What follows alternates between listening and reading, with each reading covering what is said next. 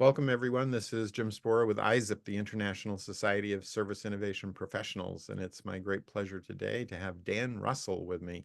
Dan and I have known each other through Apple and IBM, and then he went over to Google, and it was so much fun coming to visit you for lunch a few times there over at Google and talking about the future of education. Dan is I'm going to just say this, you're a famous author. The Joy of Search has been translated into different languages. I don't know how many copies it sold.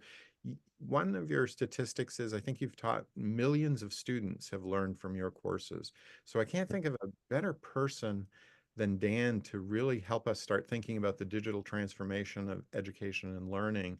And recently, Dan and I were at a IBM reunion, and Dan said, I'm teaching this HCI course coming up at Stanford, and he started talking about what is he going to take out, what is he going to add, what's changing, and that was so perfect for this panel that we've got. Dan, I really appreciate you making time, Sure. and I would just like now to turn it over to you.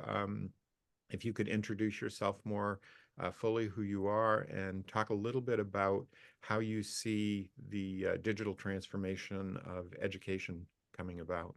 Sure. Sure. Thanks, Jim. Um, so a little bit more context on the background thing. When I went to Google, so as Jim said, we were both at IBM. And the reason I ended up at IBM was because I had been doing human-computer interaction for a long time, for 30 years before that. And then we got to IBM, we both worked there for a while, it was great. And then 2005, I went to Google and did a bunch of stuff, really interesting work. And about 5 years after I got there, my boss asked me at the time to say, Dan, could you build a MOOC? I very quickly Googled what MOOC meant. So, as you know, it means massive open online course. And they were sort of all the rage at that point. And it was one of those moments when I realized I could put together a team and we could actually build a MOOC to teach people how to search more effectively. So in the process of doing that, that ended up, I did a bunch of organizing material, a bunch of video shooting, and et cetera, the whole 9 yards. And he asked me initially, so we need a key performance indicator. How many students will you teach the first year? I don't know. I had to make up a number. I said, so 30,000. So we get to the end of the first year, and he calls me up and says, so how many students have you had? And I said, well, I'm happy to tell you it's 150,000 the first year. So that's pretty good. Um, so it ended up snowballing, and it's, I think at this point, it's something like 5 million students, which is great. But the more interesting statistic is if you look at these, a classical MOOC is all these video clips, and they're all about 5 to 10 minutes long. And if you write a little piece of code that goes in through, it adds up all of the watch times, multiply this number of students times the number of videos, and add them all up. I've been on somebody's little tiny screen talking about education and talking about how people search and how to use Google and all that for more than 425 years. So I want to call him back and say, hey, my KPI, just saying, normally when you teach, at university, like I teach at Stanford, it's 1-to-1, right? I go in and I give a 2-hour lecture and at 2 hours of viewing time. Multiply that times the number of students. So I have 100 students, it's 200, hours of instruction. But you don't get to millions, right? You don't get to years of doing it that way. So there's a really effective multiplying force here. Hmm. So in the process of putting all that together, I have had to think very carefully and reflectively about what does it mean to teach, especially remotely, especially when you don't have contact with the students. I will tell you, deep admission, I prefer teaching in person. Mm-hmm. And even though I'm a longtime AI guy, my PhD is actually in artificial intelligence, oddly enough. Um, even though I believe in the promise of AI and all that, I really, for education, for teaching, the personal connection means a lot. And I could tell you, you know, in great detail why that's important. Why, for example, the one-on-one, the Benjamin Bloom 2 sigma effect actually is a product of close attention to detail on the way the person is learning and what they understand, what they don't understand. And it's often picking up on subtle signals. Mm-hmm. that sort of vacant stare they get when you're in the middle of an explanation. So, Jim, let's talk about linear regression. So the beta, and when you start to zone out, Yeah, I can pick up on right. that, right? So it's one of those things that I really do prefer. But having said that, there's lots and lots of reasons to do online education stuff. And so when you start thinking about the the the fade from prepackaged video, here's a structure, here's an outline, here's a course Mhm. that I prepackaged 2 years ago and it's still running, right? Versus what I think is possible now with more AI centered things, Yeah. where it can be, not necessarily yet, but it can be really up to date and very robust in the face of people wanting to do more and different kinds of things. So that's not to say this is perfect. It's still very problematic in lots of ways with hallucinations and so on. Um, but that's current, right? So I totally believe in 5 years is going to be different. Yeah. So for the panel, I'm thinking maybe Right. that bloom chart we need somewhere. And Yeah. then what you said, we've been talking about what's the one measure that's going to change, but I love what you're saying here about for you to stay motivated and, having Right. that contact is really important for you. So it's really kind of like two measures. It's what's keeping you engaged as a teacher, that Right. real contact, and then Right. what scales it. So both Right. the motivation for the instructor and the scaling of that Mhm. are kind of Mhm. measures. So anyway, please Yeah, continue. no, I think that's right because it leads into motivation for the student. Yes. And one of the important things I think that gets lost in the rush to put everything online for education is understanding the student in detail. Yeah. So the real value, I think, of having a classroom or residential kind of experience in university or attending a physical class in person, and is A, you get to talk to peers, and so you get to have ancillary conversations about things that are never going to show up in the syllabus, but could be really important, right? Mm, mhm. So that sort of society of perspectives is deeply important. That's one thing. Thing two is motivational stuff. Um, so I know you, Jim, as a student, say, and I Yeah. have some background. I know that you came from Maine, and there's a little bit of history there. Yeah. If you're just working with an AI, the AI has no clue. The AI is completely hopeless with respect to these things. So at least until we develop a better technology that represents the student in some finer grained detail, which the AI systems currently do not, Right. that I think that's the only way we're actually going to get to this really high efficiency, highly effective educational stuff. Yes. And then the third thing that we had been talking about a little bit ago was, how do we teach our workers of the future, our professionals of the future, the skill of teaching themselves, of what's called autodidacticism? How do we help them gain that skill? Mm-hmm. And that is really tricky because, it's meta. So there isn't currently an agenda. There isn't currently a curriculum for that. I mean, there are people who do teach it, and I teach it as well. Uh, but one of the things I find so interesting about teaching somebody that self-teaching skill Mm-hmm. is how much different people have very different notions of what they think learning is all about Mm-hmm. and what they think they can contribute to that process. Mm-hmm. So it's not just like, here are the 10 things you need to know to change your life, right? Yes. It's really that you need to think about you need to be the reflective practitioner, right? Yeah. Yeah. So there's in that sense, but how do I teach, Jimmy, in 12th grade, who Right. does not care about reflective practice, right? No. He's not interested in it. How do I, help to get him over that Right. hump so that it gets to a point where he can effectively control and understand his own learning. Yeah. Yeah. Wow. That's great. I'm wondering, there's so many directions we could go, but let's take a minute to think about these AI digital twins. You talked about, Mhm. the AI has no clue about the student, but we are starting to see, you can tell the large language models these days to pretend to be Einstein and give me the answer like Einstein.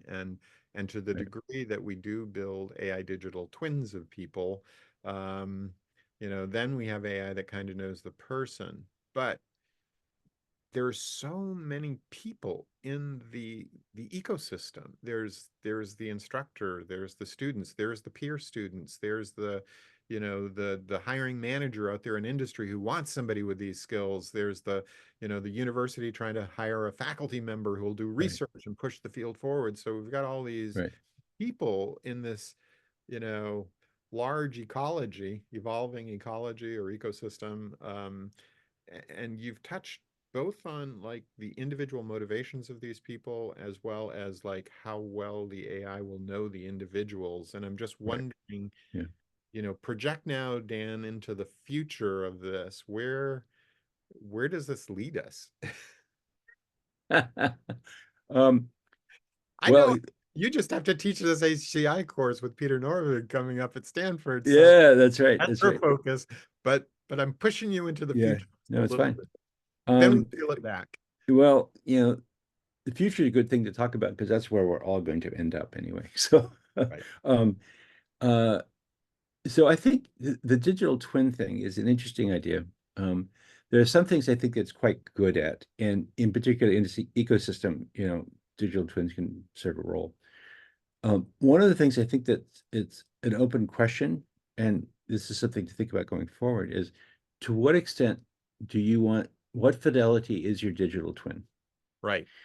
right? So, for example, your digital twin, or Mhm. my digital twin, might know a lot about AI and about Stanford, Search. Tons but of search. tons of stuff about search, yeah. But does it remember, for example, that once upon a time I learned Japanese? And if so, Mm, how does that influence my understanding of other cultures going forward? right. Because I can only say like 10 words of Japanese now. But once upon a time, I do a little Japanese. Um, so your history, your personal history, your the traumas you've experienced, Yeah. the joys you've experienced, the education you've had, the things that have worked out, the things that have not worked out, Mhm. right? Um, is that part of your twin, right? And Yeah. if so, how do you capture that? I like the direction you're going. And Yeah. is part of your twin everybody that you've met and Oh, interacted right. with over the years? Like you and I, we've interacted for decades, and I Right. know you Right. and John Seely Brown interacted Yep. before that, and Peter Right. Norvig, and all of these people. Um, So, so the question becomes like if you had a super intelligent AI that you could interact with for learning anything, or people, real people to interact with, which would you prefer? Right. And I know it's kind of a false dichotomy because Right. you may have both someday, but Yeah. Very but well. but there's something special about people. I Yeah. mean, it's Yeah.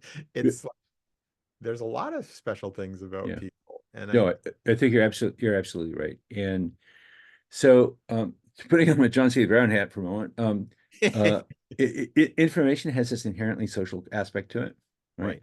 right, So the social life of information, that book that he yeah, yeah, put out a few years ago, it really sort of captures this notion that uh, information is not an embedded vector space. yes, Right. It really isn't. Um, and one of the things I teach in my course is, how do people understand both the other people in their world and also the other agents in their world? So I'm talking about virtual intelligent agents, virtual agents. right. So all of a sudden we now Yeah, have to start thinking. businesses and universities, these entities out there, Yeah, businesses are kind of like virtual people too, right? So it's like there's a whole exactly, exactly right. So all of a sudden now I have to have some kind of mental model of other, say, professional organizations which act as entities, right. right? And so what role will they play in my future education or in me finding work in the future, or et cetera, et cetera. So we have to start thinking about this ecology of, I don't know what to call it, of agents, ecology of agents, where agents can be defined as humans, they can be defined as, professional organizations, they can be defined as faculty organizations, et cetera, et cetera. So I have all these things. Mhm, One of the things that I think is worth thinking about mhm, for future work here is, to what extent do we as humans, human agents, understand that other agents are AI versus human versus whatever versus organizational? mhm. And to what extent does that make a make a difference.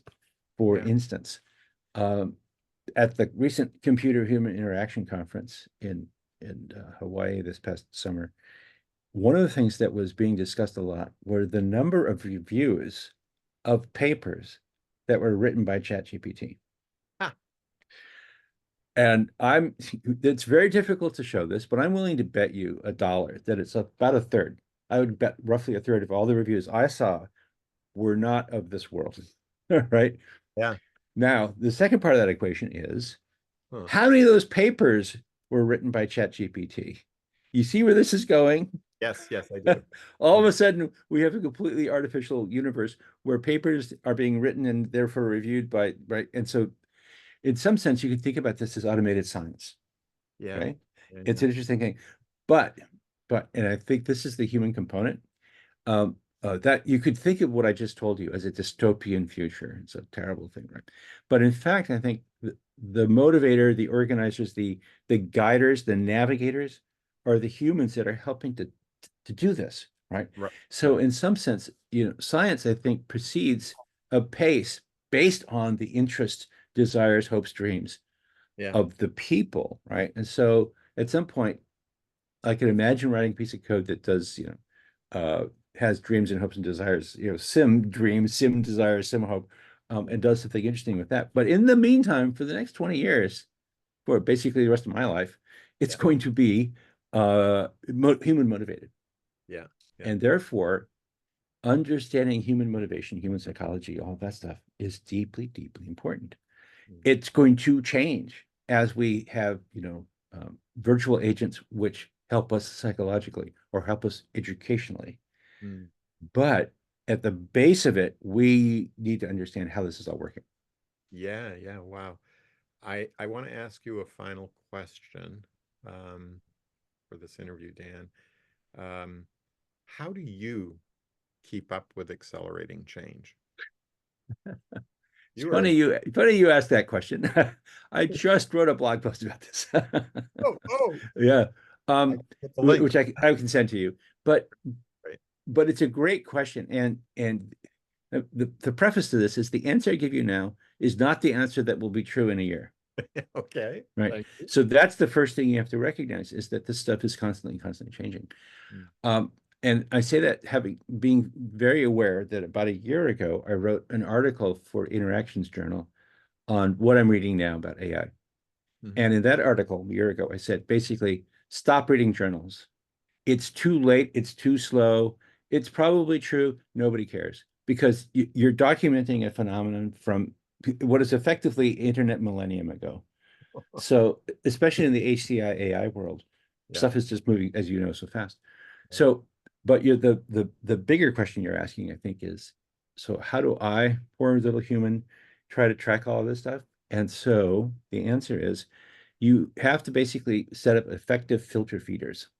Hmm. So I've stopped all my subscriptions to journals because they're way too slow.